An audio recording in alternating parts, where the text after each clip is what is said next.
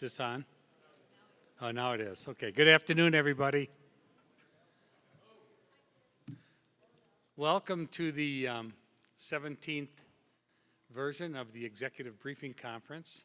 The first order of business is to say thank you to each of you for attending and for investing the time and energy to spend with us and with your peers in the industry. I'm hoping you're going to get a lot out of this conference this year. Harry Urban has put together a fantastic lineup, and actually things started today with, for those of you who were in the energy session, that was quite a good session, and I missed a little bit of it because I spent the last day and a half working on the National Woods Board, which is something that we're going to be able to share a little bit with, talk about the National Woods Board and the organization of it and what we're trying to get done to help feed trained employees into the wood products manufacturing industry. I do want to thank our sponsors for this year. Bloom, Energy, Pennsylvania Lumberman, Stiles, and Weima. And if you're on the continent, you would pronounce it Weima. Did I get that right, Madison? Okay. Thank you very much for your sponsorship of this to help keep our costs low.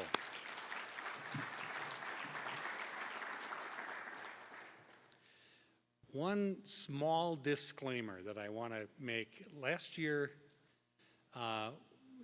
we read through our evaluations very carefully and we take to heart any possible criticisms of what we're doing because this conference from our perspective is for you and we want to make sure it meets your needs. And one of the comments we got last year was that the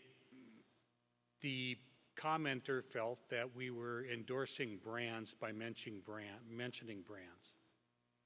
And I just want to point out that in that context, in any context that you will see at the Executive Briefing Conference, we are not endorsing any brands.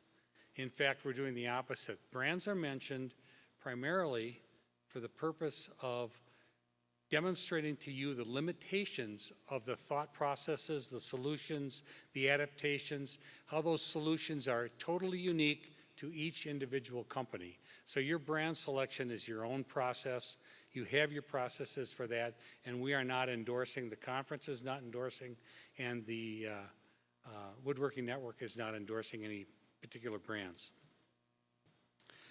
For those of you who I've not met, I'm Tim Fixmer, and I'm the CEO of the Woodworking Network, and I would like to introduce to you my colleagues, Harry Urban, who put a tremendous amount of work into this conference. Harry, thank you.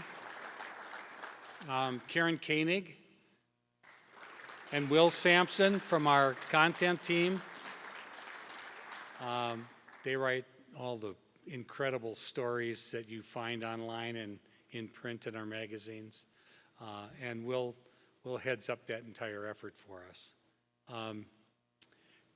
David Biggs over there on the in the red shirt, making sure I have a microphone on and making sure that Jim is well mic'd up for his presentation this afternoon. Let's see, Cammie and Kim, are they in here? They're okay. So Cammie Tenhouse, one of our newest employees, and Kim LaBelle, they put the conference together. They're the real work behind all this. Harry comes up with the ideas, recruits all the speakers, develops the curriculum, does all the background work, and then they do all the logistics of making sure that this is a good conference. So I would like to give them a round of applause, if you would.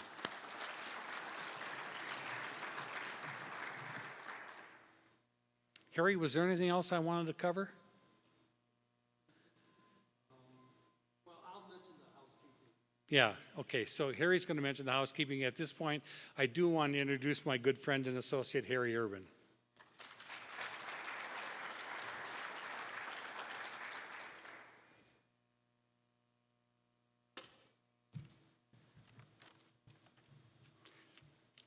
Oops. Thanks, everyone, for coming. How many of you were here last year? Great. Well, that gives me a lot of pride to see that people have come back. I'm going to give kudos to Tim for tackling this whole concept of EBC, because there is a lot of thought process that goes behind it. We've got a very diverse industry. You know, I look out here and there's architectural woodwork companies, furniture manufacturers, hotel, institutional types, and custom woodworkers. So it's a very diverse industry. You can't just put one sector in a cubbyhole and try to create a agenda for that sector. We're trying our best here to tackle some of the hot topics, and those topics are some of them are pretty much the same as they were exactly a year ago, but of course with a very greatly evolving spin. First off, we know that COVID is still here. We've had a couple of our attendees drop out because of COVID, the last minute. Our final keynote speaker, Chris Keel, has COVID, but thankfully it's just a mild case, and we're going to Zoom it or whatever David comes up with. So we'll still have a great presentation from Chris Keel. And he has a very interesting background because before he became a full-blown economist, he was studying to be, I think, what they call a spook studying the Soviet Union. So it's going to be interesting stuff. I'm really hoping that in all of this, you guys ask a lot of questions. Importantly, use that Whova app that we've been kind of pounding in you already. It's on the second page or the third page of the flyer. If you haven't already downloaded it, please do. Use it to interact with the audience here and all of your peers, the presenters, and that stays live well after this is history. And we'll have a good deal of our presenters' presentations also on that Whova app, so please be sure to use it. Another important thing to remember about that app is we survey you because we want to know what you think of this presenter or that presenter, and we want to know what you think of this whole event. So please, again, use that app. I'm not going to continue to drill in on it, but I think it's really important, again, to really bring home the whole aspect of networking. Topics we're covering: the supply chain, and man, has that evolved. I was in Long Island over the holidays, and beautiful setting on a beach with my grandson, and just looking at all the ships parked out there, which weren't out there a few years ago. So we've got presenters here on many different levels and with different exposures to the supply chain that are going to address that. As Tim was mentioning, the presentation just a little while ago by Energy on labor and recruiting and maintaining a workforce. We're going to be touching on that continuously. Technology. Over at the mill, there are archived magazines that go back to when I was maybe young. I put a robot on the cover in 1983 of a magazine called Wood and Wood Products. Anyone ever hear of that magazine? But I was so darn proud to have a robot on the cover and to see how that important technology has evolved and is being used by our industry. It's really rewarding. But we're going to hear from experts and people using robots in the real world and all aspects of technology, Industry 4.0. And then one of the things that we've been trying to add to EBC in the last couple of years is a focus on materials and developments of materials and supplies. And One of my colleagues, one of our great columnists, Ken Bush, is going to be presenting a panel on materials and talking about the supply chain. And, I think you'll hear a lot of good news about innovations and maybe some good news about the supply chain. Just a little bit more. We're going to hear from, we've got some great case studies, Muskoka cabinets, Mont Bleu. We're going to get an awesome virtual tour of Mont Bleu, and also a great discussion with the gentlemen that run Powell Valley Millwork. So I'm very excited about that as well. Just a little bit of housekeeping. I'll be back tomorrow with more housekeeping. We had to move the reception from outside, although it looks beautiful out there right now, but we moved it inside. So it's going to be in the West Ballroom, and it'll basically start at 5:30 or a little bit thereafter, right after our keynoter's presentation. So it's really critical that we hear from you, and we want to know what you've learned, and we want to know what else we can do to make this event really worthwhile for your attendance here. Obviously, the Broadmoor is just one of the best places you can stay in the world, so we've got that covered. But everything else is very important to us as far as getting feedback from you. I'm always told to say without further ado, but I'm going to say without further ado, I'm going to introduce leadership activist, author, and the founder of the Sensei Leader Movement, Jim Bouchard.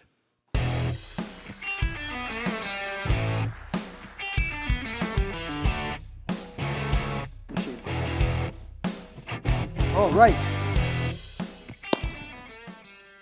Lots of new things to talk about since I've met some of you last year, huh? And again, how many were here last year at this conference? How many saw this presentation? Okay, good. I'm going to try to change it up a little bit for you. And how many weren't here? Okay, so I'm going to pardon the folks that were here before. I'm sorry if you hear some of the stuff for the second or third or fourth time, some of you, yeah? But the blessing of that is really cool that, when I'm able to work with the group several times, we can go a little bit deeper, right? So one of the questions I want to ask you right out of the box is, do you want a lecture or do you want a conversation? Please say conversation. I don't know how to answer to the lecture thing, so I always appreciate when somebody yells conversation. And I mean that from the heart, okay? What you need to talk about, what you need to share is much more important than what I think you need to hear. And the cool thing about getting to know this group and getting to know the EBC and getting to know Woodworking Network, you guys, I'm preaching to the choir. I mean, this is fantastic. We've got a terrific room full of incredible leaders, and it's really important that you share your ideas. I didn't come with solutions anyway. I came to poke the hornet's nest a little bit, share some problems with you, and together, let's see if we can get some solutions going, right? I will disclose at first that if you give me a good idea, I will steal it and share it with other groups. That's how the Sensei Leader Movement works. I won't give you credit, and I won't pay you. Don't worry, don't get paid much for books anyway. Okay, cool. Do you mind if I come down here with you guys? All right. All right, good. Yeah, lots of changes since the last time I saw some of you. We got the Great Resignation happening, right? It's not even reached its crest yet. We've got quiet quitting. Who's heard of that? Yeah, anybody been affected? And even worse, and this just came out just recently, this idea of quiet firing. Have you heard that one yet? Yeah. Right? And this is part of the reason I emphasize this idea of conversation. For God's sake, I'm sorry, I know, not a family show, I know you guys, this pisses me off so much. This idea of quiet quitting and quiet firing, do you know what that means? It means nobody's talking to each other, especially about the difficult things. All right, and in tomorrow's session too, we'll have a little more time. Speaker training, you've ever been to speaker training? They always tell you never apologize for things, but I always apologize that we don't have more time together. Got a lot to work on, we don't have very much time to do it. This idea of the conversation and the difficult conversation is something we really have to approach in leadership today. We have to have this difficult conversation with people. We have to be willing to tackle these difficult topics. And I believe that you guys are already doing well with that. So make sure you share those ideas as we go along. All right. I like what my friend Will was talking about. And if you haven't heard his podcast, that's an amazing podcast that reveals all kinds of leadership things in there. He speaks with some tremendous people, shares those ideas. Will's talking about a magnetic culture, a culture that's going to attract people to you and keep them there, right? And we're going to dig into that deeply tomorrow Because there's some issues with that. How many people know how long is the average stay for a manager these days at an organization? Go ahead, throw a guess out there. 3 years. That's what it used to be, yeah. 5 years, somebody said? Your industry is a little bit longer, isn't it? Okay, who said 1 year? Oh, you're pretty darn close. Oh, yeah. Yeah, that's getting even tighter now, isn't it? Yeah, it's 1.5 years, the average. Now, of course, there are places where people stay longer, places where they don't. The important thing is, why are people leaving? When Will talked to me about this idea of magnetic culture, I was really inspired by that. But I thought about this idea of a magnet. Now, a magnet does attract, doesn't it? But a magnet can also repel, can't it? Depends which end you're working from, right? So I'm going to ask you, what are some of the things that we're doing today as leaders that may be chasing people away? Because there are a lot of things we can't do anything about. Again, I don't want to spoil tomorrow's session, but one of the things that impressed me the most in this Pew study that was recently done, one of the top reasons for people leaving is they want to relocate. And we're seeing that a lot, particularly in the younger generations. They just want to go someplace else. Well, what the heck can you do about that? Right? That's out of our control. Some of us, when we were young, were adventurous like that too. Okay? But that's what we throw that on the side. What are some of the things that we may be doing, we may not even know that we're doing them, that are pushing people away? Go ahead, throw some ideas out there. And of course, you raise your hand. It never has to be you, right? It's somebody you know that's doing these horribly repulsive things, right? And I'll grab a microphone and run around for you guys because I know you're going to have good ideas. Go ahead, give me one. Somebody tell me what might be happening that chases people away. Here we go. Got your hand up there? This is how I stay in shape. We're making them come to work.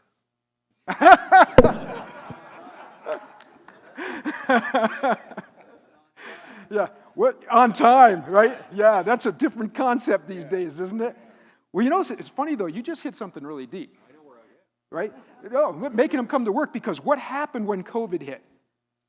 What happened when COVID hit? Now, granted, in your industries, a lot of times people had to be there, right? When you're in manufacturing, you're in production, you're in construction, these trades, these different industries you work with, people had to be there. But a lot of people worked remotely. Weird thing happened, didn't it?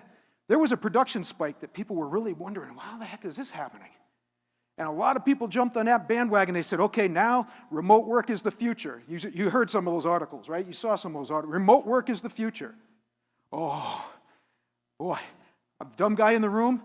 As soon as I saw that, I said, something bad's going to happen. There's going to be a cliff there. And I hate to say that I was right, but I was.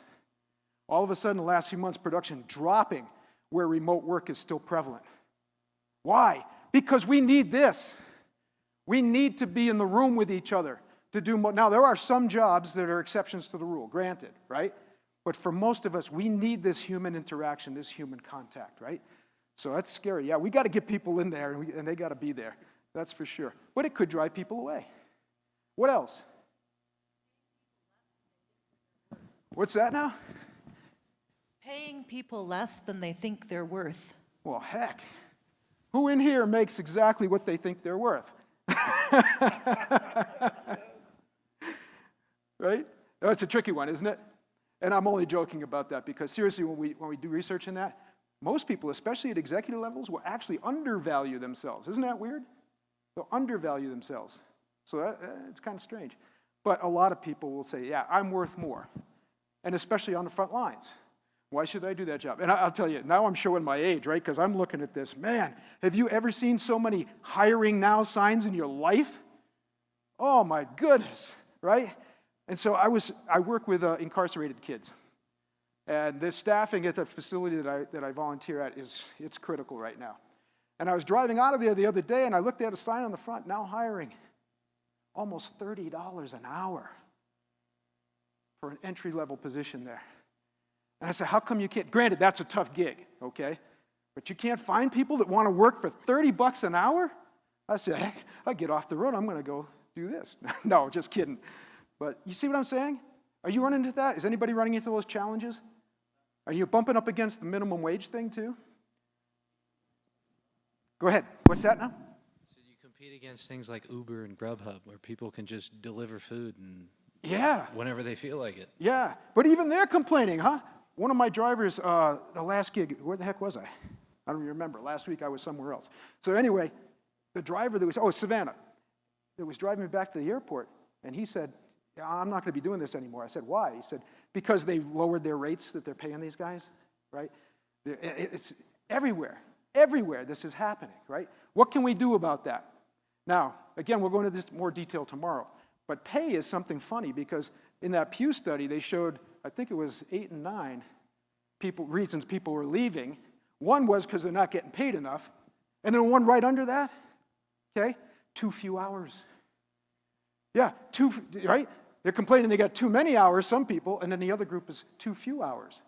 This is a real weird psychological dichotomy we're dealing with right now. We haven't seen anything like this before.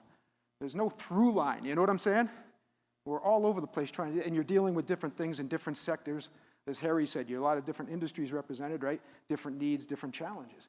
Give me one more. What else are we doing to chase people away? Yeah.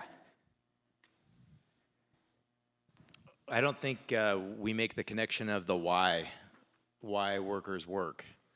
Ah, did you hear what he said? Say that again. I don't think we make the connection of the why workers work. Oh man, out of the ballpark, boom. One of the first executive coaching clients I had. I'm going to shorten this story because some of you may have heard this before. But anyway, he was a hardcore guy. He was in finance. He led the investment arm of an insurance company. So they were making money. 2008 hits, disaster, right? People are all over the place. And now he's trying to connect with his direct reports. Now this guy, I respect him. He was honest as the day is long. He said, I'm not a people person whatsoever. I do my job. I expect them to do their job, that's it. I said, why do you think they're working here? He said, I know why. For the money. Now, in that sector, right, in that industry, sure, that's going to rate a little bit higher than most. But I still said, no. So I said, how well do you know these guys? I don't know them at all. Seriously? Yeah, he said, I don't know them at all. He didn't go to parties like what you're going to have in an hour. I asked him that. I said, don't you ever go to company? No, I don't do that. You ever take them out for breakfast, have a coffee? No, never do. Don't know anything about them. I say, okay, I'm going to give you 2 stupid things to do. Well, first of all, I asked him why he came to me. Well, the thing was, he had seen the martial arts aspect of it, right? And he was a martial artist, so he said, hey, I got to spend this money on personal development. Maybe you can give me a couple lessons, we'll sneak in under the table, right? And we did. But at any rate, I shouldn't say that, but right? But at any rate, I said, I'm going to give you 2 stupid things to do. You got 12 guys, 12 direct reports. Can you take each one of them to coffee over the next couple weeks? Yeah, I can do that. I said, good. Now I want you to ask one question only. Then I want you to keep your mouth shut. Don't respond to it. The question was, why are you working here? And again, he said, I already told you. I just told you. I know why they're working here. I said, no, you're going to be surprised. Seriously, you're going to be surprised. Second one, I said, does anything go right around here right now? He said, yeah, sometimes. I said, we'll do this. Next time somebody scores one, gets a good investment, right? I said, I want you to go to Hallmark, get some blank cards. And he said, oh yeah, so I'll write a thank you, throw it on their desk. I said, no, mail it to them. His response, well, why do that? Nobody does that anymore. I said, that's why. That's why. See what I'm talking about? Okay, now he did these 2 stupid things. Give him credit. He bore down and he did them. It took about 6 or 8 weeks for this to start having an effect. Then we were having a session and he said, these guys are coming into my office. They're knocking on my door, coming into my office. They're giving me some ideas I know they were afraid to even talk about before. And we're hitting with some of those, right? Well, that's cool. Fast forward. I'll fast forward for you. A couple of years later, he called me to renew our sessions. He said, Jim, you know those 2 stupid things you made me do? I said, yeah, I remember those. He said, that was worth probably $8 to $10 million to our company. I said, damn, I only charged the guy $2,500. My rates have gone up since then. But I said, I should take a percentage, right? $8 to $10 million. And this guy, believe me, he counted every bean. What did he do? What did he really do with those 2 stupid things? He cared. Thank you, right? And again, I know I'm preaching to the choir here. Don't worry, I believe strongly validation is as important as education. So that's why I want you guys to speak up and share your ideas too, right? Okay? He cared. It's all he did. People perform at their best when and only when they know their leaders care, when they know their work has meaning, and when they know they have a chance to learn, grow, and develop. Now, nothing I said has much to do with management. How to get those things done has something to do with management. But what I'm talking about is leadership, and we're going to stick to the purely human side of leadership today, okay? And tomorrow. That's it. I'm not equipped to do anything else. Admiral Grace Hopper. Does anybody know who? Don't cheat if you heard this story before. Anybody know who she was? Admiral Grace Hopper. Unless you forgot, then you can chime in, right? Well, y'all have cell phones, right? Well, no, I'm sorry, smartphones. I'm old. Okay, y'all have smartphones, right? Probably wouldn't have them without her. She contributed a lot of the technology that led to the development of computer systems as we know them and smartphones and all this stuff. She was the first woman to be promoted to the Admiralty in the United States Navy. More important to me, she's a brilliant philosopher. And one of the cool things that, she said many cool things, but one of the ones that I love the most is management is about things, leadership is about people. And for too long, we've gone overboard on management, we forgot about leadership. Make sense? I think she's a brilliant woman. This is a Navy person saying this, right? So that's what we're talking about. We're going to stick to the human side of things. We're going to talk about leadership, not management. Not that it's not important. I don't want to ruffle any feathers. It's equally important. But the management's how you're going to get things done. The leadership is about how we're going to relate to people, right? That's it. All right. Why Sensei? And what I thought I'd do today, too, a little change of pace. I want to share some of the questions, my FAQs, you know, the things that people are asking me the most on the road right now. And one of the ones that I get is, why Sensei? What with a haircut like this? What the heck else was I supposed to do with my life? Right? No, truly. Sensei, what does a sensei do is the way I wanted to respond to that question. When I kept thinking about, why Sensei? What does a sensei do? What's that got to do with leadership? The sensei does really three things, and three things only. Inspire, empower, and guide. You see that on the slide up there. Inspire, empower, and guide. Now, please don't throw that in the soft skills bucket. I hate when people throw that in the soft skills bucket.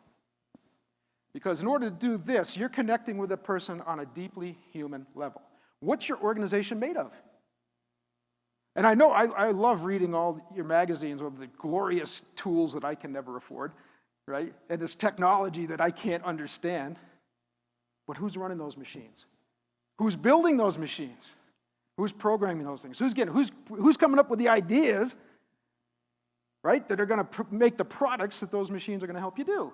It's people. Our organizations are made of people. That's it. It's that simple, okay? So how do we relate on a deeply human level? That's what we're here to talk about today, yeah? All right. Why Sensei? Inspire, empower, guide. You might have heard this one. If your actions inspire others to learn more, dream more, become more, you're a leader. Raise your hand if that description fits you. Oh, come on, every hand should be up. Seriously. If your actions inspire others to learn more, do more, become more, you're a leader. Anybody know who said that one? I'm a quote junkie. People that know me are a quote junkie. Anybody know who said that? For a long time, they attributed it to John Quincy Adams. That's a good source. But we live in this freakazoid social media age, right? Some people got into it and said, well, geez, that doesn't make fact checkers, right? Didn't make sense. No. Well, finally, someone ran it down. You know who said it? Dolly Parton. Yeah. No, true story. I won't delve into this true story, though. In a past life, I was in the music business full time, and I got to work with Dolly Parton. And I'm going to tell you, it's just as good coming from her as it coming from John Quincy Adams. Because she is a leader, tremendous person, tremendous business person, tremendous leader in her own right. She walks the walk. I'm telling you, there's not a fake. Whenever anyone hears that, they say, is she the way she is on TV? I say, absolutely. Not a fake bone in her body. She could sit right here with us today and be one of us, you see. And that's the mark of a great leader. She connects with everybody. So, before we go too much further, I suppose, why should you listen to me? What's going on with that? Share my resume with you for those who don't know. Two-time college dropout and a former drug addict. I'm not going to belabor the story today, all right? If you want to hear more about the story, either read the Sensei Leader or buy me a couple of glasses of wine afterwards, and I'll get into the nasty details, right? But to suffice it to say this, I learned an awful lot from from that adventure. Many, many things. First of all, I used to think that was a pretty piss-poor resume for someone who's dealing with leadership. Came to learn it was a pretty useful one. One of the things that leadership is all about is transformation. Think about that, transformation. What happens if you're not constantly engaged in the process of transformation in your industry? What's going to happen if you're not changing, growing, changing, learning, developing new things, new ideas? Serious, that's not a rhetorical question. What's going to happen to you? You're going to become extinct in a hurry, right? One of the greatest things that I ever got as a gift from my life as a martial artist was this little bit of philosophy. Perfection is not a destination. It's a never-ending process. And the best leaders are the ones who really, really engage with that philosophy, with that idea. Perfection is not a destination, it's a never-ending process. Right? I'll share a quick story with you. If you go on my website, there's pictures of me in my black belt. Black belts today? Any black belts today? Martial artists? Oh yeah, what system? Oh, we won't hold that against you. What's that? Oh, geez, you're going to put me on the spot. Kempo, which is pretty close cousin to Shorin-ryu. Yeah, it was a pretty close cousin, so I'm just kidding. Yeah. Anyway, someone usually says Taekwondo, and Taekwondo's funny. You have some Taekwondo friends? When they get to be black belt, oh man, they have to have the shiny new black belt all the time. Well, part of the reason I told you that I was a drug addict was this. Believe me, when I became a black belt, that was the best day of my life. It was part of my recovery, or my continuing recovery. And when I got back, they give you kind of a cheap belt at the test. When I got back, my master had a present for me. It was this beautiful, heavyweight black belt. It was the most beautiful thing I ever saw. Deep, dark shade of black, just like this cloth here. But he said, if you continue your life as a martial artist, this belt's going to change over time. You're going to tie it and untie it thousands of times. You're going to get dragged across and floor in it, right? You're going to sweat. You're going to bleed in it. You're going to cry in it. All those things are true, aren't they? Eventually, that belt changes. It gets a little gray. That happens to the best of us, right? But more important than that, and this is intentional, the covering frays away to reveal another belt underneath. What do you suppose that color belt is underneath? White belt, which represents what? The start, the beginning. Now, in martial arts philosophy, we call this beginner's mind, which is truly the mind of the master. You see? Only a master understands the process of learning, growing, developing. That process of perfection is a never-ending destination. When we're beginners, we don't. We're like goldfish in a bowl. We don't know we're in the water. See? When we achieve some level of mastery, then we understand the process, we can apply it. So that's what that's all about. So every time we tie on our belt, the longer we're at it, the more weight belt comes out. Every time we tie it on, we think, yeah, I want to be the dumbest guy in the room today. I want nothing but to learn, to grow, to develop, you see? Now, isn't that the same for the best leaders? And it's interesting to finish answering that question, why Sensei? And I say this to martial arts audiences a lot. Do you accept that title, Sensei? Which is given, not taken, by the way. We can get into that over wine, too. Okay? But Sensei is a leader. You cannot escape that responsibility if you accept that title of Sensei. You are a leader, which is what? Give me a definition of leader, anybody. See if I can fly around and find something. Definition of leader. What's that? Oh man, you got to say that louder. That's so beautiful. I'm going to take you with me everywhere. Someone you choose to follow. Ruined my whole show. We're going to be 10 minutes short, Harry. No, exactly. A genuine leader is someone with the ability to attract willing followers. Notice the emphasis on that word willing. And I'll add, someone with the will to serve. Yeah? All right? Now, other people can get things done through fear, force, and coercion too, can't they? What do we call that person? A jailer? You're pretty damn close. Jailer. Yeah, you're pretty damn close. Tyrant. Who said that? Beautiful. Tyrant. Dictator. Now, can they bully? Can they get things done? Yes, they can. That's why it's so dangerous, you see? That's why it's so dangerous. And again, that's why it's such a blessing to work with you guys, because I've gotten to know some of you. I know your spirit. I know your genuineness, your authenticity, you see? Believe me, I've worked with groups of tyrants, of dictators. Now, here's the problem. I'm a judgmental person. I admit this. I've had to pull my judgment back in this business because sometimes there's a culture there that I don't agree with. I can't work with. I don't want to be part of that culture. But they're successful. They think, right? Because they make tons and tons of money. Is that how you measure all of your success? If you do, you won't last long, will you? Can I be real cocky about something for just a second? Okay, I'm arrogant about this, I swear. I know exactly how to define success. I know exactly how to define success. Does anyone want to challenge me on that? Please do. How can this arrogant bald guy spend most of his life running around in pajamas and falling on rubber floors? How can this crazy nut know exactly what success is? How can a former drug addict know what success is? Down and come back up. Well, I'll take that. That's part of it. What's that? Because it's different for everyone. That's the argument I'm looking for. Most people will say that. It's different for everyone. So why do we spend all our lives, all our energy trying to be successful, trying to chase something we can't even define because it's different for everybody? I couldn't live with that. I couldn't accept that, you see? So I started thinking about it, and it took me a couple of years to put this together. And again, it came from being down. At some point, believe me, drug addicts are not people that feel very successful, right? So I had to find out what was it that was able to help me get out of that. Because sometimes it has to be a certain way. It wasn't money, but I learned you need it. Okay, so listen to this, and then you can challenge again if you'd like to. Success is nothing more than a product of abundance.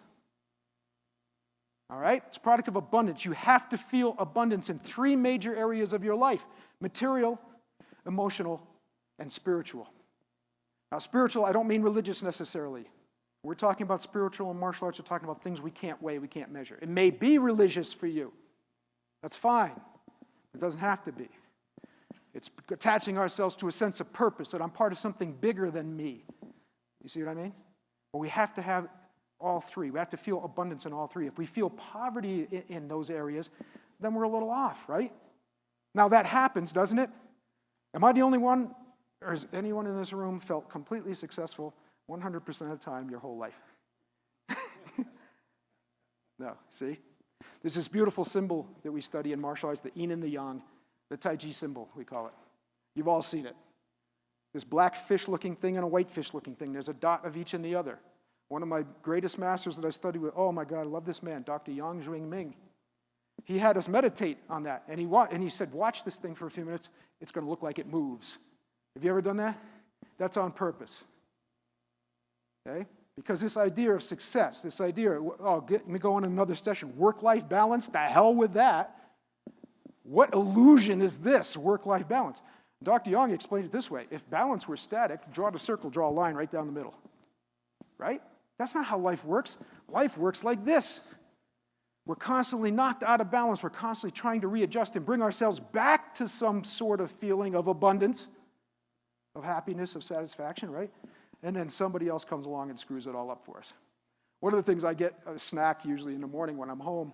I go to the same service station every time and greet people. How you doing? Oh, good. Yeah, how's your day going? I said, pretty good. I said, pretty good. I'll tell you why. Because there's enough people trying to screw up my life. I don't need to be one of them. Right? But that's the feeling, abundance in those areas. Now, here's the trick. How much is enough in each of those areas? That's the part we can't define for one another, is it? And some people are very happy with very little. Isn't that interesting?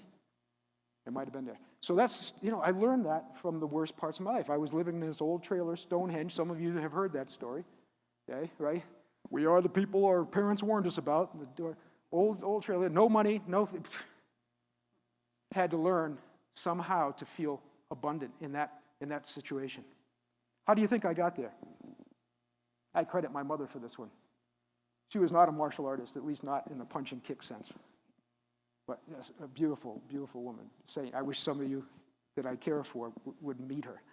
But that opportunity's passed, right? What do you suppose she taught me to help me feel this abundance? What do you say when someone does something kind for you? Thank you. It's gratitude. That's it. It's that simple. Not easy, though, is it? Not easy. And our culture isn't built on gratitude. I call it the crisis of abundance. We have so much, we don't even know how much we have anymore, do we? You know, we've got things going pretty good. I mean, crazy. A few years ago now, we got to work in Cuba. You want to see what nothing looks like? Has anybody been to Cuba? Or someplace similar to that, right? You want to see, where did you go? Cuba itself? Yeah? Oh, cool. Where'd you go? I didn't get to see much of it. Oh, resort? Ah, the heck with you. Don't ask you. No, but you know, it's interesting because they make sure, when you go to those resorts down, they make sure you don't see the other side of it. Yeah. Well, we were on a research mission too, right? That's what we told our government. And so we went to Havana for a few days. You want to see nothing, what nothing looks like? Go there. Cambodia, Cambodia, is that similar? one of the villages we went to. Describe what that looked like. We were probably the first Western people they'd seen. Yeah. Stalls, food hanging out, no refrigeration, like what we have, so everything's bought fresh. Where did they go to the bathroom? Well, they And I'm not trying to be gross by this. No, I mean, they had toilets, but it was different. Yeah, enough said, right? Yeah. No, these are the conditions we see. You want to be grateful for what we have, go someplace like that and come back. The houses, they didn't have like doors, like you didn't open a door to walk into the house. It was Yeah. more open air, tin roofs with the openings, things like Yeah. that. But you know what shocked me the most in Cuba? The one thing that we need probably more than anything except air is what? Water. Water. Our driver was taking us, we worked in Veradero at the conference there, and then we went to Havana. And we got to drive, about a third of the country, and I mean out in the country, you see? We kept seeing these blue barrels up on top of the roofs of the houses. They're very similar to what you were saying. Most of the houses, we would call them sheds, right? Cinder block buildings with the blue barrel on top. He said, is that to catch the rainwater? The driver says, well, not just the rainwater. He said, we pump the water up to it. I said, really? I said, why do you do that? He said, because the water doesn't work most of the time. You see? So they pump the water up into the barrel to save it for when the water stops working. Right? That's what I'm talking about. Now, I don't want to go off on a big philosophical lecture here, but that's the thing. If we can just find that measure of gratitude, that measure of abundance, and more important as leaders, that's one of the things we really need to be sharing with other people, right? Especially people. Now, I don't mean hiding the bad things. Again, tomorrow we'll probably go into that a little bit more, right? I don't mean that. I don't mean deceiving people. I don't mean hiding bad things or tough things from them. But let's share the abundance. Let's share ourselves, right? Which leads us perfectly to the next question. Inspire, empower, guide, right?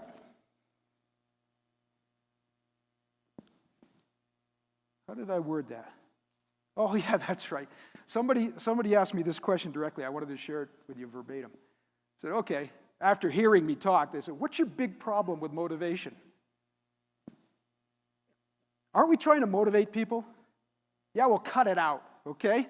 Stop it. Motivation's crap, all right? We've got to go a little bit further than that. What's my big problem with motivation? It only works up to a certain extent. Motivation's simple. How do you motivate people? Think about that. How do you motivate people? Incentives. Go ahead, say that again. Like bonuses. Really? It works with some of my people. It does work with some people, doesn't it? Yeah, that's the tricky thing about it. Oh, sorry about that. Yeah, it works to a certain degree. But really, you're right on it. We bribe them or we scare them. Get that quota or you're fired. Oh, what's that now? Oh, gosh, you're going to kill me with that thing. Motivation is more of an emotion. You think, really? Yeah. Yeah? Explain that a little bit more. I'm going to argue with you a little bit. It waxes and wanes. Oh, that's true, doesn't it? Someone's not motivated every day they come to work. Yeah. Well, that's true. And certain things, affect people differently. Like you said, someone might respond to fear, someone might respond to an incentive. So it's, yeah. I think it's an emotion more than anything else, where it goes up and down. I think we've got a semantic tangle here, and I think we're going to be on the same page in just a second. But if not, let's keep arguing, because that's cool. That's how we learn. That's how we grow. All right. He said emotion. Are we rational creatures, or are we emotional creatures? Yeah, don't believe me. The science is bomb-proof on this one, okay? We are not rational beings. We are not. We are emotional creatures. 99.9 times out of 100, we will rationalize a bad decision because we made that decision emotionally. Make sense? I rationalize every week. With Alex, I said, do you really need another guitar? He said, yeah, just one more. That's emotional. That's not rational, you see? Motivation, you know what that word means exactly? The definition of motivation is to supply a reason, give a reason for action. But if we're not rational, it only is going to work so far, right? And we know the line pretty well, too. There was an experiment done by this company in Seattle just a couple of years ago. Determined, I mean, the number would fluctuate by market and by time, but he came up with the exact number you need to motivate someone to do a decent job. And at the time it was in Seattle, it was $79,000 a year. So he paid everybody in his company $79,000 a year. How successful do you think that experiment was? Didn't work very long. Why? What started happening? What started happening? What started happening when the lazy guy got $79,000 and so did you? What's that? Oh, yeah? Oh, let's hear this. This is interesting. It sounds like communism. If you pay everybody the same, you're not going to inspire anybody to do better. Right? And why should I work if status it, right? quo is going to be just fine. Why should you work if I'm sitting on my butt? He'd be Yeah, because working you're hard. lazy. I'm carrying That's you. right. And you're getting paid the same as How me. long is that going to last? Not long. Not long. Not long, you see? And so I know there's some people who argue, well, it shouldn't be that way. I'm sorry, it is. Whether it should be or not is a different argument, okay? Only goes so far. And I'm not arguing against incentives in these things. They do work to a certain degree. They produce an expected outcome. I'll give you a bonus. Do you give bonus unconditionally? When do you give a bonus? Give me an example of a time you've given a bonus. Well, it's a yearly bonus, all right, but now we have a new program where we're incentivized by performance of a project performance. Yeah, so you have a specific goal, Right. and people are going to hit that goal. Yeah, or beat it, and they get bonused, yeah. Yeah, yeah. See, that's what I'm looking for. How do we get those people to go above and beyond the bonus? You see? How do we get them to go above and beyond consistently? We talk to their heads or we talk to their hearts? See? A little bit of both, but I'd say more the heart. I'll tell you what started the whole Sensei Leader Movement, and then you tell me if it was rational or if it was emotional, if this kid talked to my head or my heart. I was asked, one of the first times I was asked to share these ideas in public was for an elementary school. The kids in my program were being respectful and getting good grades in school, and this school had a little bit of a problem with respecting and performance. So he said, let's have Sensei Jim come, he'll straighten out the other little creeps. Who has kids? How successful do you think that was going to be? But I said, I'll give it a shot. And I asked him a question. I'm going to ask you the same question. You don't have to answer this one out loud, but just think about it. I asked him, I said, okay, what does the word respect mean? Who's got kids? What does disrespect mean? Is that easier to define? Right? Respect. What does that word mean? What does that word actually mean? I had my dictionary definition all ready to go, man. I was so proud of myself. That didn't last long. Little kid stood up. I think it was 3rd grade. Knew Sensei was coming, so he made the symbol, and he bowed. He said, Sensei, respect means taking care of one another. Oh, I'm not kidding you. It felt like I got punched in the stomach. I actually sat down for what felt like 5 minutes. Turned out to be about 5 seconds, but if you speak in front of people, you know what I'm talking about. All I could think of to do was stand up again and bow to him, and I said, kid, you got it. Have you ever heard a better definition? And what does that mean to you as leaders? We already talked about the fact you're in the transformation business, right? Let's recap that, because you got to transform yourselves. You got to transform other people. You got to transform your organizations. All right? Are you also in the respect business? Taking care of others, right? That's right. We're getting the fundamental definitions of what leadership is. This is not the same definition you hear at the Wharton School in a leadership program. All right? And I'm not denigrating them at all. Don't take this the wrong way. The problem is, a few years ago, when the first time I got to engage with some academics in leadership, and it was really cool. It was a challenge for me, because who the heck am I standing with these guys? I learned this from the street. I learned most of what I'm sharing with you in the dojo, and then in other community activities. Those were my leadership positions. I never ran a big company. I dropped out of college. I was a drug addict. Who am I standing with these guys? But they kept saying, wow, Jim, those ideas, yeah, we're in harmony. We're in harmony. And I asked them about that definition of respect this little kid gave me. I said, yeah, right? They hit it right out of the park. But anyway, back to that thing. They did a big poll. Gallup did a big poll a few years ago, all right? And they found that over 67% of CEOs worldwide were dissatisfied with their leadership development programs. That's a pretty scary number, isn't it? 67% of the CEOs worldwide said, our leadership programs aren't producing the results we want. Again, being the dumb guy in the room, what did I say? I looked at it from a different angle. I had studied some of these leadership programs. I said, I know what the problem is exactly. I'm pretty arrogant again, huh? They're not leadership programs. They're management programs. And they give a little kiss to leadership once in a while. Right? Now, there's nothing, again, that's nothing wrong with it. I just wish they would title it differently. Call it a management program with a couple sprinkles of leadership in there. Because the leadership's what we're talking about today. How do we connect with people? How do we inspire people? How do we engage with them? They weren't spending any time on that at all. That's the results they're going to get. All right? So they produce really good managers and pretty piss-poor leaders. And that happens. One of the questions I like to ask a group like this is, do you have some really incredible leaders on your front lines? Can you think of somebody? Right on your front lines, on the bare bones front line, do you have some incredible leaders there? Think of what we're talking about. Someone, ability to attract willing followers, right? Someone's going to follow because they choose to. Someone who can inspire, someone can empower, someone who can guide others. Do you have somebody like that on the front lines? Anybody think of someone? You have a face in mind? Yeah. How much power and authority do they have? Probably not a whole lot, right? You ever known someone who has the title or walks around wearing the title of leader? All power and authority in the world, but they're just pretty piss-poor leaders?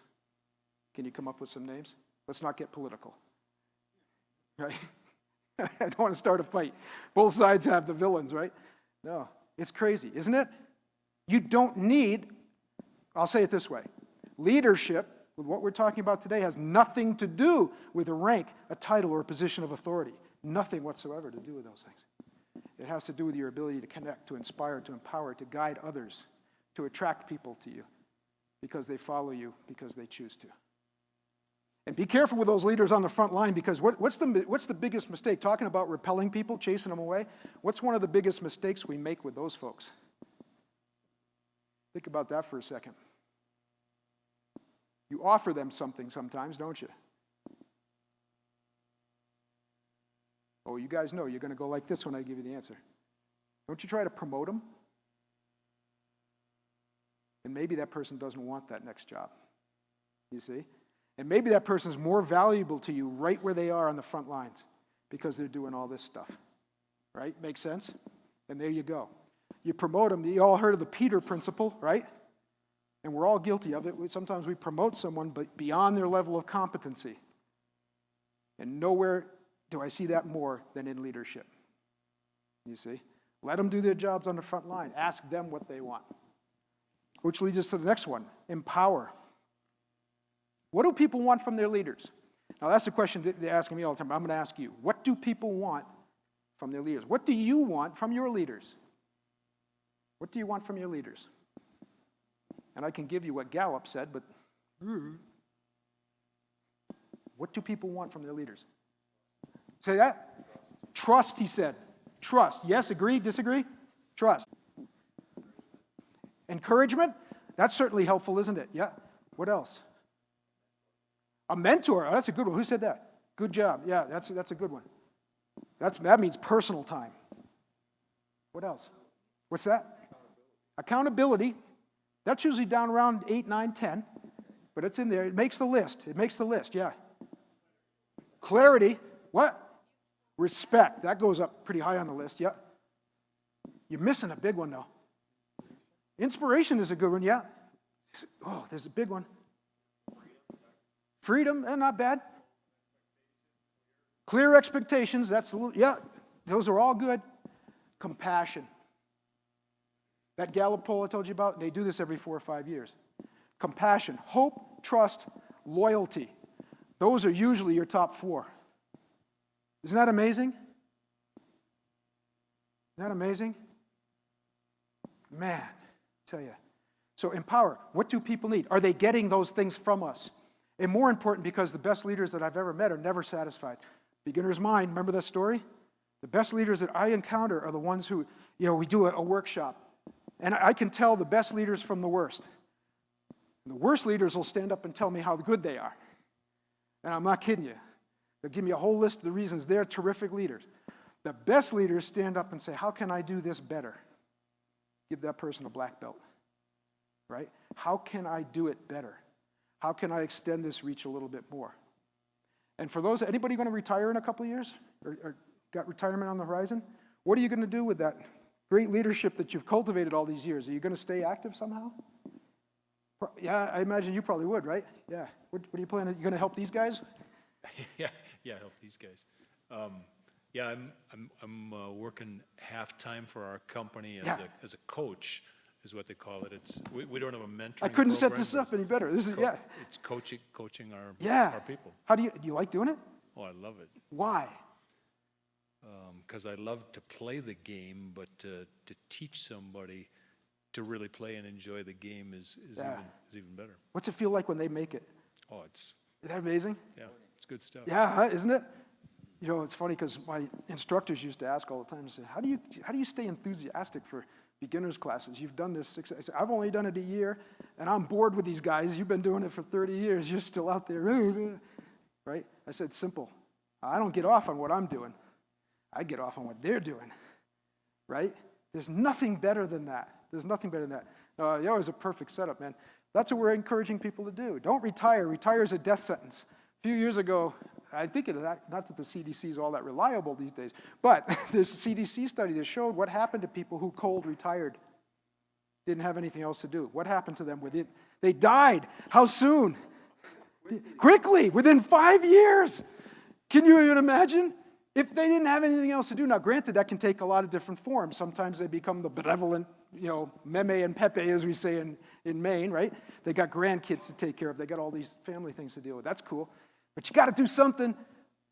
And the happiest people are people that stay engaged with what made them happy and satisfied, what inspired them throughout their lives. Yeah? Cool? Yeah, good one. So, knocked another 10 minutes off the program. Just do what he does. Yeah? Good one. Leadership is sharing. Whenever somebody asks me, in media, a lot of times people ask me to summarize leadership in one idea. That's the one I fall back on. Leadership is sharing. A leader shares. The rest of the conversation is about what we're going to share and how. That's what we're going to talk about tomorrow more, okay, if you come to that session. What we're going to share and how. But I do believe there's some things we universally love, respect, wisdom. Now, I really hacked somebody off bad in a workshop a couple months ago in Boston. Because he said, Jim, actually, quote, Jim, that's crap. Okay, cool. I like a debate, so I was, that's good. But that's crap. Good, tell me how. You don't have to love everybody on the team to get the job done. I said, no, I get it. Right. You have a group of people, you don't all have to love them. That's not what I'm saying. I said, when you choose to love, then love unconditionally. And as a leader, that's critical. And I'm not talking about romantic love, you understand that. The compassion we talk about, empathy, trying to understand others, right? You do that unconditionally. What do I mean by that? No expectation of return. I don't expect anything back because I don't know, right? Respect, wisdom, same things. I don't know what I'm going to get back, right? I can come in here and I'm going to love you and I'm going to respect you. I don't know if you're going to love me. I don't know if you're going to respect me. And if I let that stop me, I wouldn't go out the door.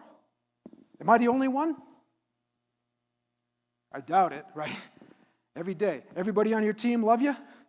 Everybody in your organization love you? Probably not. And a couple of the mentors that I cherish so much, they straightened me out on that when I was feeling bad about it. And they said, Jim, if you're not pissing off some of those people, you're not doing anything worthwhile, right? You've got to stick the needle in the hornet's nest once in a while, too. You've got to have the courage to do that as a leader. Make sense? But it's sharing. That's all it is. Decide what you're going to do. And guide. Now, the question I get, because they catch me on this, Jim, do you have a mentor? Yes, I do. At least one, all the time. Okay? And what's cool is right now, I'll tell you, there's one sitting right here. And I don't think you've heard me say that. Okay? Will has become a mentor to me, a treasured mentor. When we're together, I'm sneaky. I ask him questions. I don't know if he's catching it. You're not saying that because he beat you at golf. Oh, you had to bring that up, didn't you? Will is a really good golfer. Oh, really? Oh, my God. The shame I'll have to carry throughout the rest of this conference. No, it's always a moment of pride to lose to a good opponent, right? Okay, so anyway, were we competing? No, I think we were. David, right? $1,000 a hole? Oh, that's right. Yeah. Okay. All right, we got off track a little bit. That was fun. What the heck was I just talking about? Mentors. Yeah. Did I tell you about the concussions? I told a true story. I've had 12 concussions, so if I forget, you got to remind me. Mentors. Yes, I always have mentors, and I always have usually more than one. Have they changed over the years? They change continually because my needs change, my interests change. But I make sure I have mentors. How many people in this room have a mentor right now they're working with? Ooh, that's not bad. That's not bad. But if I'm blessed to see you again, every hand up. Did I say that last year? And not every hand is up? Get on the floor and do 20 push-ups, right? No, ironically, I think some of the people who were here last year were the ones who raised their hand. Are you actively mentoring someone else right now? Raise your hand. Actively mentoring someone else. Oh, that's beautiful. Wow, that's a good response. Cool. Thank you. I applaud you for that, and keep it up. That's what we need. And I mean one-on-one, personal relationship, right? All right. We're running out of time. You guys have cocktail hour coming, don't you? Yeah? All right, I'm going to apologize. It's twice I violated the golden speakers rule. But I know some of you have heard this story before, but there's an important reason that I tell it. Did I tell you I was a boxer? Some of you are going to meet my wife in a few minutes. She was my weight trainer when I was a boxer. I don't know if some of you knew that. Boy, is she tough. She's still that way. Guys, can you relate to this? Here's Alex, all right? She's going to get mad I told you this story. She's still adamant about me trying to stay in shape. Come on, I'm past 60 now. You give me some slack, right? And here's how she says it. She doesn't walk in the room and say, Jim, you pounded on another 20 pounds. She walks in and says, didn't that shirt fit better when I bought it for you? Isn't that terrible? Anyway. Yeah, I was a boxer, not a very good one. Part of the reason I told you that my past with drugs. Part of the way I was working my way out of it was to make up for lost time. So at 33 years old, I was doing some full contact martial arts stuff, but I wanted a little more, so I got into boxing. How's that for stupid, huh? At any rate, set up my first sanctioned fight. The unsanctioned ones you'll learn over a couple glasses of wine if you want. But my first sanctioned fight. And they set it up with a guy who was about the same age, about the same level of experience, right? So I get there, and he scratches. He had the flu. My trainer, Dave, he says, no problem. Got another fight for you. Okay, cool. He gets this kid over to meet me, and the kid's like 6'4", like Dave height, arms like an eagle. They called me the Penguin. You understand? Nice kid, so he shook hands and said, let's get it on. Let's get it on. Then all of a sudden, something else happened. I look over, I see the kid's trainer. I said, damn, I know that guy. That guy looks familiar. Dave says, don't worry about it. Of course not, Dave. You're not fighting tonight. What are you worrying about? Kept bothering me. Anyway, get in the ring, first round. Kid turns me into a human Pez dispenser. You understand what I'm saying? I'd broken my nose a couple weeks before, or a couple months before in training. He did it for me again. So I am with a broken nose, blood all over me, clogged eyes, Kid's just lighting me up. Finally knocks me down. Laying on the canvas. Oh, did I tell you it was my birthday? True, it was my birthday. So a bunch of my buddies were sitting ringside, right? What do you suppose they're yelling when I'm on my back like that? Happy birthday to you. That would have been a good one. Oh, you're not coming to any of my fights ever. What do you suppose they were yelling? I'm like, I wish. Get up. Freaking vultures, huh? Only cost them $5 to see the slaughter. It was cheap entertainment. Anyway, somehow, any boxers in the room? Somehow I finished the round. I'm sitting on my stool in the corner, and my trainer, Dave, I see the towel go by. Now, you don't train to sit on a stool. Something happens, and when you see the towel, all of a sudden, oh, I'm good. Now, Dave said, you haven't talked to me for 60 seconds, man. You're in a coma. We'll fight another day. All right? Now, he's helping me out of the ring. All of a sudden, it hits me. I look at this guy and say, oh, I know who he is. Tony Lampron. Doesn't mean a thing unless you're from Maine, right? Tony Lampron was the 2-time Golden Gloves champion of New England, but that's not the good part. He was the trainer to our 2-time super lightweight champion of the world, Joey Gamache. And I'm fighting Tony's kid. Did these dudes set me up good or what? Huh? So anyway, cut the long story short. They take me out for entertainment afterwards because it's my birthday. We go to can we call it an establishment for adult entertainment? Okay, you get the picture? I'm sitting ringside again. Told you I broke my nose. I've got cotton stuff up my nose, blood dripping out. Oh, I must have been so sexy, huh? Anyway, these guys are sitting ringside. I said, hey, you guys love me? Yeah, Jim, we love you. You're our pal. You're our buddy. I said, then the next time I'm laid out like that, all I want to hear from you idiots is what? Stay down. I was about that. I was totally wrong. Aren't those the kind of people you want ringside when you're taking the shots? Aren't those the kind of people you want in your corner? So when things are tough, and show of hand, am I the only one? Life without challenges? Yeah? Those are the people you want around you. And isn't that what this conference, what EBC is all about? Isn't that what these people are doing for you with Woodworking Network? They give you an opportunity to network and meet with people that are going to be in your corner, that are going to be ringside with you, right, when things are tough. It's easy when things are good, isn't it? When things are tough. And my appeal to the younger people here, do you know everybody in the room? Does everyone know everyone else in the room? Raise your hand if you know. Some of you might in this group. Do you know everyone in the room? Personal favor? We're going to be having some cocktails in just a couple of minutes. Can you meet somebody new?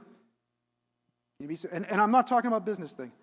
Because here's the thing. A few years ago, Meeting Planners International did a survey.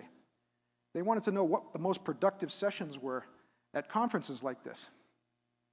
Now, my ego's been beaten out of me many times in my life.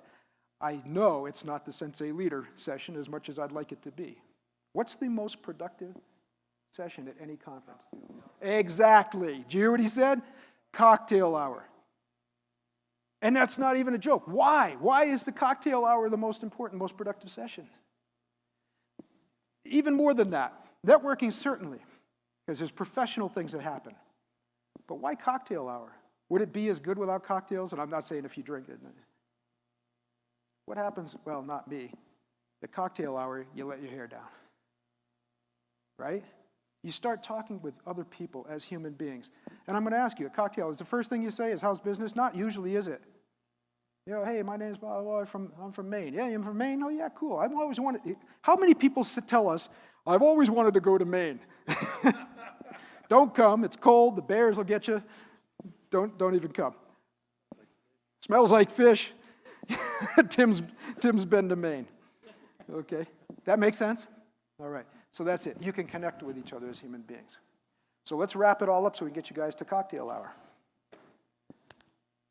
You lead people. You lead people. And leaders, as leaders, aren't you people too? The reason I put that so much on the forefront, it's such a simple concept. It's so hard. We have to discipline ourselves to keep remembering that. Remember back to Grace Hopper now, right? You manage things, you lead people. Again, tomorrow we'll get into more detail, but man, we've got to focus on that human side. You lead people. I just said leadership is sharing. A leader shares. And if you want to be a better, more effective leader, and I know all of you do, that's why you're here at this conference, right? Inspire, empower, guide. Focus on those three things and you'll continually become a better leader. And that's what makes you the sensei. All right? Thanks again for having me. It's just an honor to be here for the second time. Thank you, guys.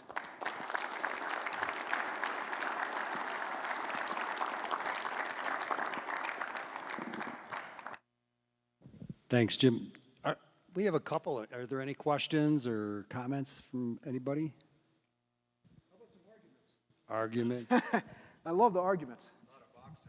What's that? You're not a boxer? I wasn't much of one either, brother. You don't get this pretty being good at it. Yeah. Anything? If you think of something, hit me up at happy hour. Okay, cool.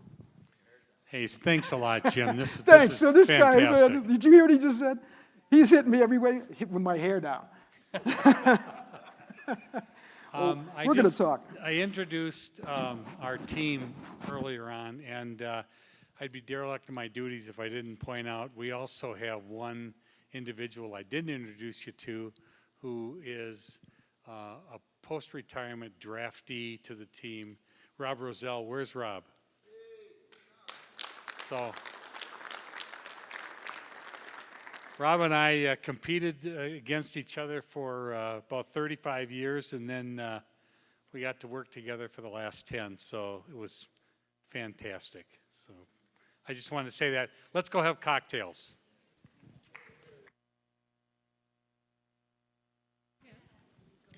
Oh, and back here tomorrow at 8 a.m. for breakfast.